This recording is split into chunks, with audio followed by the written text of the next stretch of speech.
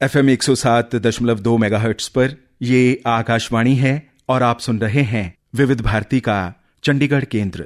लीजिए प्रस्तुत है कार्यक्रम आजादी का अमृत महोत्सव। आजादी का अमृत महोत्सव। आजादी का अमृत महोत्सव कार्यक्रम सुनने वाले सभी दोस्तों को रमेश कपूर का प्यार भरा नमस्कार। दोस्तों, आज इस कार्यक्रम में हम एक ऐसे स्वतंत्रता सेनानी की बात करेंगे जिन्होंने अपनी बहादुरी से, अपने बुलंद हौसले से अंग्रेजी हुकूमत की नाक में दम किया, स्वतंत्रता की अलख जलाई रखी, अंग्रेजों के सामने ही आजादी का झंडा फहरा दिया, भारत मां की गुलामी की जंजीरें तोड़ने के लिए अपना तन मन, अपनी जान कुर्बान कर दी। हम बात कर रहे हैं एक ऐसे गुमनाम स्वतंत्रता सेनानी की जिनके बारे में इतिहास के पन्नों में जिक्र नहीं हुआ। ऐसे ही स्वतंत्रता सेनानी थे सरदार प्रताप सिंह बैदवान, जिनका जन्म गांव सोहाना, तहसील खरड़, उस समय के जिला अंबाला और आज के SAS नगर मोहाली में हुआ। इनके पिता का नाम था काहला सिंह। उस समय सोहाना में भाड़ा ढोने के लिए बैलगाड़ियां ही एकमात्र साधन हुआ करती थी। चोर, डाकुओं, लुटेरों से सुरक्षा के लिए प्रताप सिंह बैदवान हमेशा एक बड़ी सी लाठी जो ऊपर से नुकीली और मुड़ी होती थी, जिसे पंजाबी में खुंडा कहते हैं, वो अपने हाथ में हमेशा रखते थे, जिसके कारण लोग प्रताप सिंह बैदवान को खुंडे वाला कहते थे। आस पड़ोस के गांव में तो उनका रौब था ही, अंग्रेज भी उनसे बहुत डरते थे।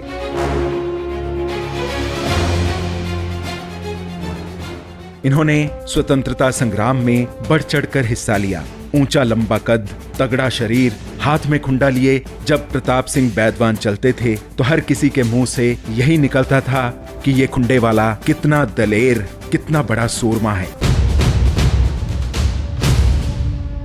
आजादी के कई आंदोलनों में वो भाग लेते रहे। प्रताप सिंह कैरों और अब्दुल गफ्फार खां कई बार अंग्रेजों से छिपते छिपाते गांव सोहाना पहुंच जाते थे, तो उनके भोजन पानी का सारा इंतजाम प्रताप सिंह बैदवान अपने घर से रखा सिंह के जरिए भेजकर करते थे, ताकि ये दोनों स्वतंत्रता सेनानी पकड़े जाने से निश्चिंत होकर आजादी के लिए काम करते रहें। प्रताप सिंह बैदवान का अन्य स्वतंत्रता सेनानियों से भी अच्छा मेल मिलाप था।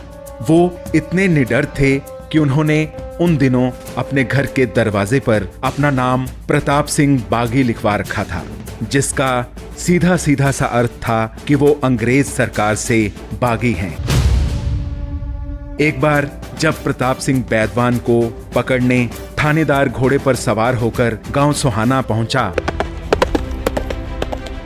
तो उनके पुत्र दयाल सिंह ने अपनी कुल्हाड़ी से उस थानेदार पर हमला कर दिया। कुल्हाड़ी घोड़े की काठी पर लगी और दयाल सिंह वहां से फरार हो गया।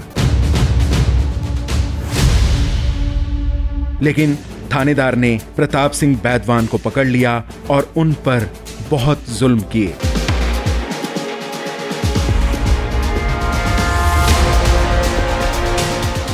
प्रताप सिंह बैदवान बहुत निडर और बलवान थे।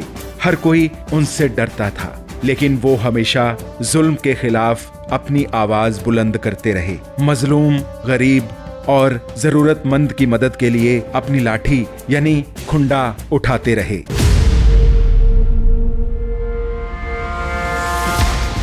एक बार माता मनसा देवी मेला लगा था।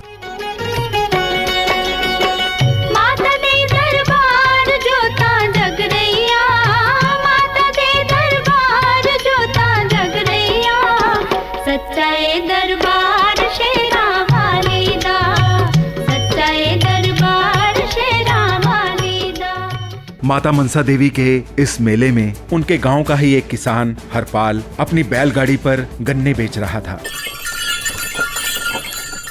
तभी वहां कुछ लुटेरे उसे लूटने लगे।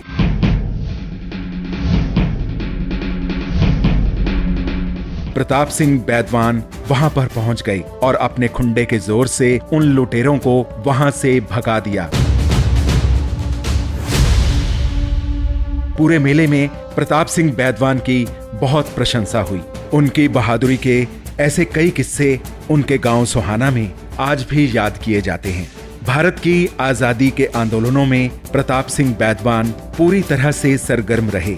बहुत बार जेल गए, अंग्रेजों के जुल्मो सितम सहन किए। प्रताप सिंह मुल्तान जेल में भी रहे, जहां इनकी मुलाकात प्रताप सिंह कैरों और अब्दुल गफ्फार खान से हुई। वहां इन्होंने आजादी का झंडा फहराने की योजना बनाई।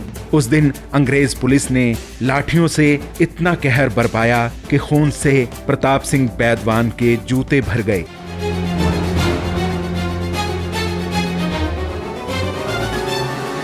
लेकिन इस जांबाज दिलेर स्वतंत्रता सेनानी ने हार नहीं मानी। आजादी का झंडा हाथ में थामे प्रताप सिंह बैदवान आगे बढ़ते गए।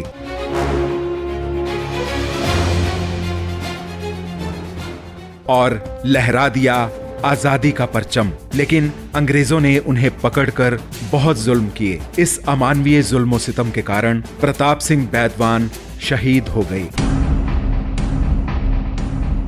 लेकिन हर भारतवासी के दिल में आजादी की अलख जगा गई। ये मेरा दिल मेरे जिस्म जहाँ हर जन्म तुझ पे कुर्बान है बहार। इसका हर एक जरा सितारा लगे तेरी माटी मेरा आसमां ए हिंदुस्तान। देश की आजादी के लिए अपनी जान कुर्बान करने वाले महान स्वतंत्रता सेनानी प्रताप सिंह बैदवान को हमारा कोटि कोटि नमन। अब आज का आजादी का अमृत महोत्सव कार्यक्रम समाप्त करने की अपने दोस्त रमेश कपूर को इजाजत दीजिए। नमस्कार। आजादी का अमृत महोत्सव।